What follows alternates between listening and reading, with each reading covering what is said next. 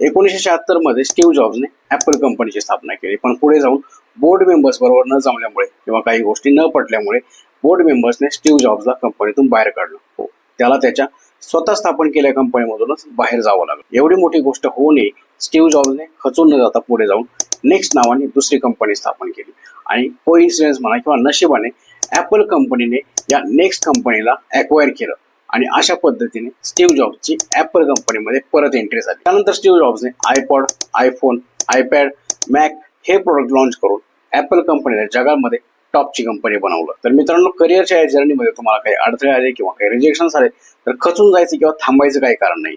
Job लागत नाही, interview मध्ये रिजेक्ट होत आहे, काही टेन्शन घ्यायची गरज नाही. प्रॅक्टिस करा, स्किल बिल्ड करा, अप्लाय करा आणि इंटरव्ह्यू देता. लक्षात ठेवा, rejection is not the end, it just a redirection. हर किसी का टाइम आता है, जस्ट डोंट क्विट. आणि फॉलो किंवा सबस्क्राईब केल्याशिवाय स्क्रोल करू नका.